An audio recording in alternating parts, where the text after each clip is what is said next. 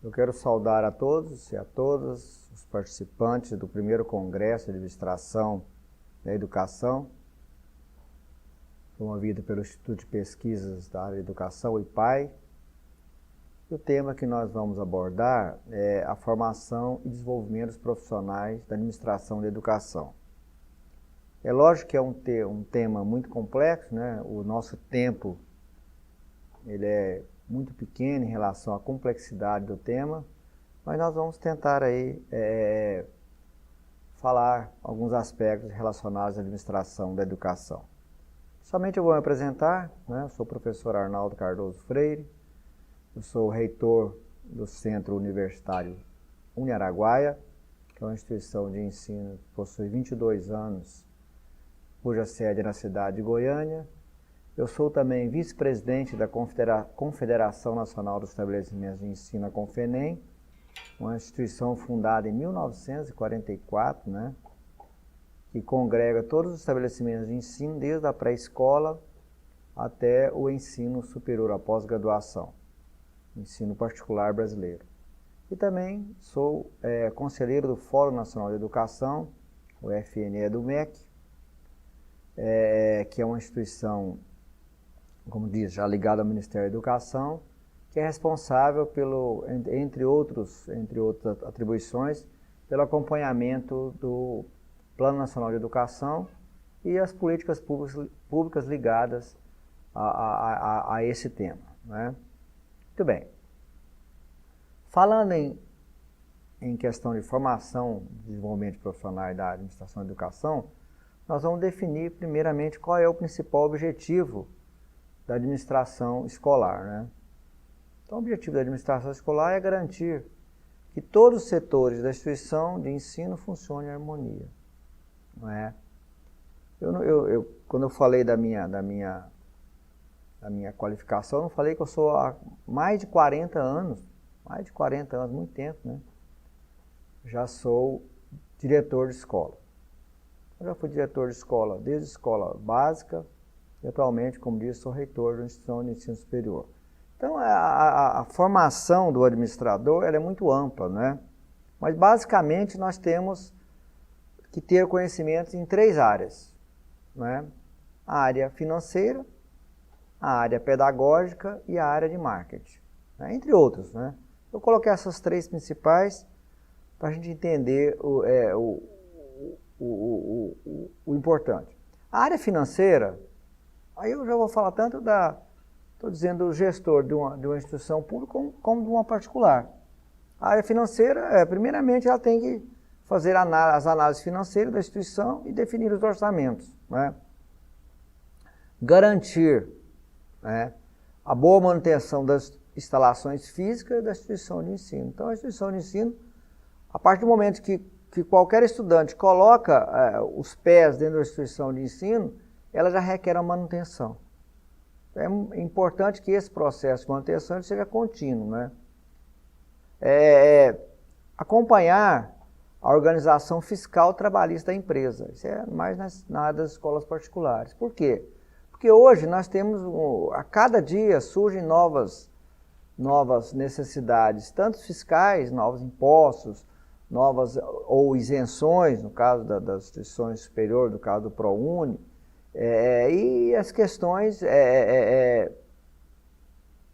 de relação de empregado, reformas trabalhistas que vão e voltam a questão das convenções coletivas. Então é muito importante que o gestor, né, que o administrador da instituição de ensino ele seja qualificado para acompanhar esses 2 processos, né? E é uma área em comum, que é importante tanto da área financeira como da área pedagógica, é a questão dele cuidar da capacitação do corpo docente. Então, nos últimos anos, nesse período da pandemia, nós estamos vendo aí a questão das mudanças tecnológicas que são necessárias a cada dia, né? Então, nós tivemos aí nos últimos 2 anos, as instituições de ensino todas tiveram que se adaptar, tiveram que se adquirir novos equipamentos, a questão dos programas de transmissão, de equipamentos de transmissão individual e capacitar os professores para isso, né? Então é muito importante que ele tenha essa essa visão dessa capacitação constante dos professores, do corpo docente em geral. A área pedagógica, a gente... o administrador, ele tem a função de acompanhar o desenvolvimento do planejamento pedagógico anual, né? E como disse anteriormente, também essa parte em comum, cuidar da capacitação do corpo docente. Porém, em muitas instituições de ensino, principalmente aquelas de educação básica, nós temos aí a questão do diretor da instituição, ele ser um administrador, né? Então, você tem a direção da instituição, então o diretor, né, ele atua tanto como diretor pedagógico como diretor administrativo ou financeiro. Então você tem aí uma necessidade também do diretor, do administrador ter um acompanhamento maior da parte pedagógica, né? Além de cuidar da capacitação do corpo docente. A área de marketing, nós falamos de 3 áreas: a área administrativa, a área financeira, né? E a área pedagógica e a área de marketing. A área de marketing ela é importante, né? Hoje a comunicação é tudo. A comunicação ela demonstra o maior grau de desenvolvimento de qualquer instituição, não só da ensino, como qualquer outra instituição. Então ele tem que ser essa ponte de comunicação entre a sociedade acadêmica e a comunidade externa, com o objetivo, entre outros, né, de a manutenção dos alunos que ele já possui e atração de novos estudantes. Né? Além, né, de ter esse departamento de marketing, a função de trabalhar a comunicação interna da instituição junto aos diferentes departamentos. Né? Então, quando a gente fala lá que o administrador ele tem que fazer o trabalho coordenado da instituição, ele vai necessitar muito dessa área de marketing para fazer isso. Entre os departamentos, todo o departamento da instituição e principalmente os discentes, né? Essa comunicação interna com os discentes. Administração e legislação do ensino. Então, como eu disse, né, o diretor, o administrador, aquele que está na direção da instituição de ensino, para realizar esse bom planejamento educacional, é imprescindível que a equipe administrativa conheça a legislação de ensino. Né? É importante, ele tem que saber a legislação de ensino, então não só as questões ligadas à administração, né? Ele tem que saber a parte financeira, a parte econômica, a parte fiscal, a parte trabalhista, ele tem que conhecer, ele tem que ter noção disso. Mas ele também é necessário que ele conheça a legislação de ensino, né? No Brasil, nós temos aí a Lei 9394, né? Que é a LDB, e a Lei 13005, que está em vigência ainda, né? Que apresenta o Plano Nacional de Educação. Quando eu citei lá a questão do Fórum Nacional de Educação, justamente porque já no ano de 2023, esse ano nós já teremos a Conferência Nacional de Educação no final do ano, em 2022, que vai preparar, já está preparando um novo Plano Nacional de Educação, um novo PNE que vai vigir a partir de 2024. Então já estamos aí no final desse Plano Nacional de Educação, desse ciclo, desse decênio, que encerra em 2024, e já com o preparativo para o novo plano de educação em 2024. Muito bem. Quem autoriza e regulamenta o funcionamento das escolas? Então, no caso do ensino fundamental e médio, são os conselhos estaduais de educação, né? São as secretarias estaduais de educação, distrital de educação, por meio dos conselhos estaduais de educação, ou no caso do Distrito Federal, do Conselho Distrital, que regulamenta, autoriza e regulamenta o funcionamento das instituições de educação básica. Já as de educação infantil são os municípios, né? As secretarias municipais de educação, através dos conselhos municipais de educação, que regulamentam e autorizam, né? Autorizam e regulamentam o funcionamento das instituições de educação infantil.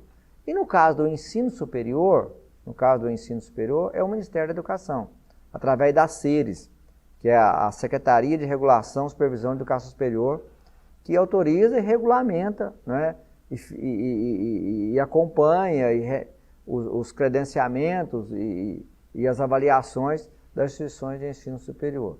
Não é? Então,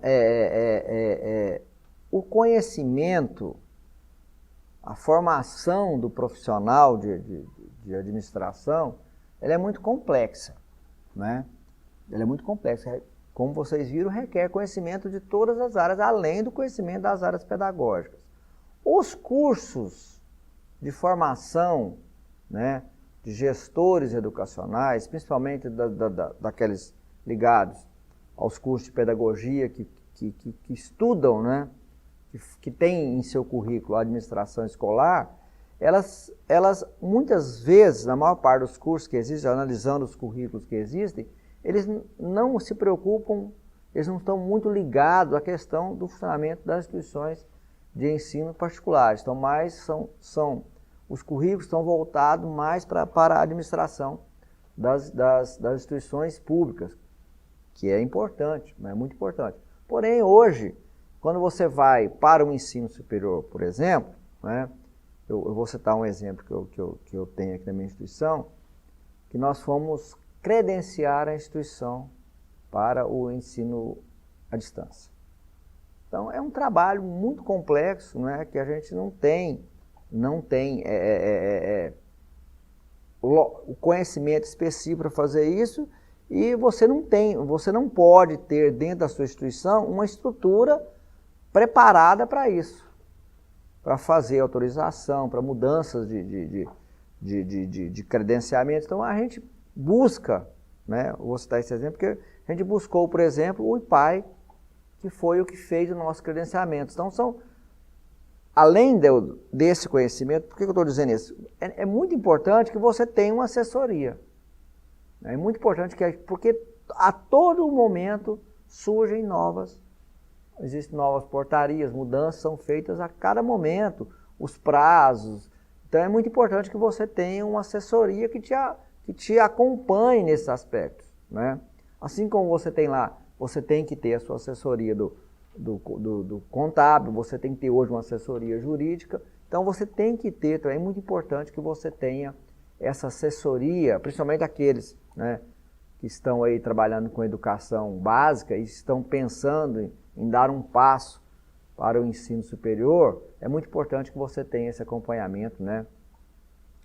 Como nós tivemos aqui, a gente começou da escola básica e passou para um curso superior, depois nós pegamos esse curso superior e credenciamos a instituição de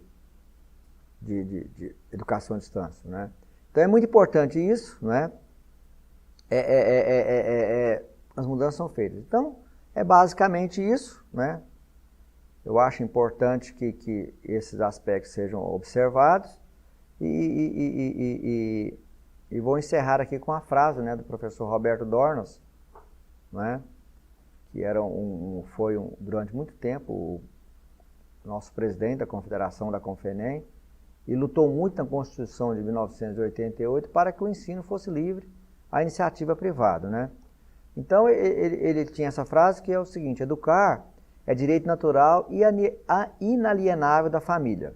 Cada um com sua opção filosófica, crença, valores, princípios e propósitos, respeitando-se a individualidade de cada um, e não há democracia onde não existir liberdade de ensinar e aprender.